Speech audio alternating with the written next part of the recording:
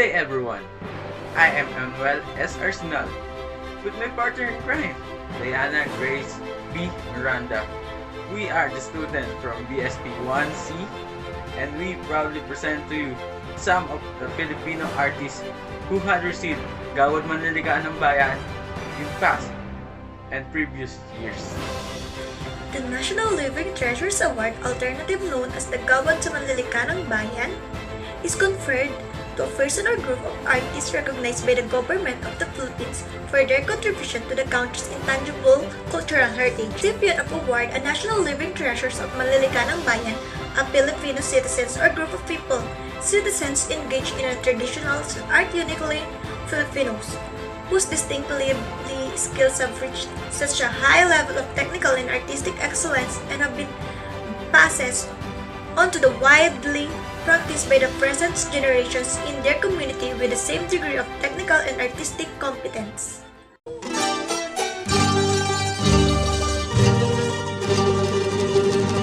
Magdalena Gamayo, also called Lola Magdalena, is a master weaver who not only weaves traditional Ilocano textile but also designs new patterns. One of her designs employs a difficult weaving technique called pinilian, meaning partially. The weave produces a unique pattern that resembles a string of flowers, thus it names inubon as sabong. Abel, the textile weaving of Ilocano from local cotton and other fibers. Traditional patterns like sinansabong means flowers. Magdalena Gamayo became a master in her craft and considered as the most distinguished weaver in today's time as she was awarded the Gawad sa Manlilikha in 2012. Teofilo Garcia was born March 27, 1941, a Abra local who started the art of katukong or tabungaw hat making.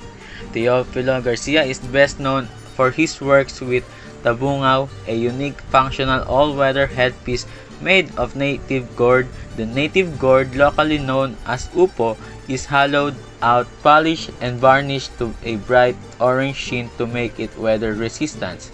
Garcia hailed as a National Living Treasure or GAMABA in 2012 for his effort in keeping the traditional tabungaw making alive.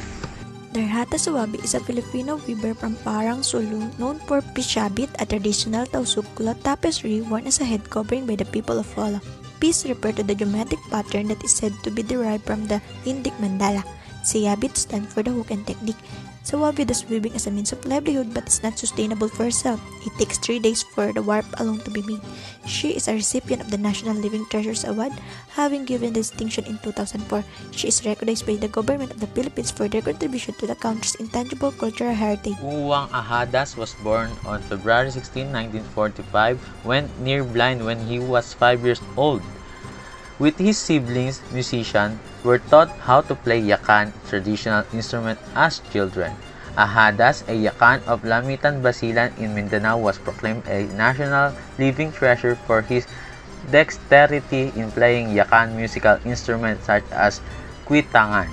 Ahadas was recognized as National Living Treasure by the National Commission for Culture and Arts in the year 2000. Eduardo Motok is a Kaampangan master craftsman and artist who has dedicated his life to creating religious and secular art in silver, bronze, and wood.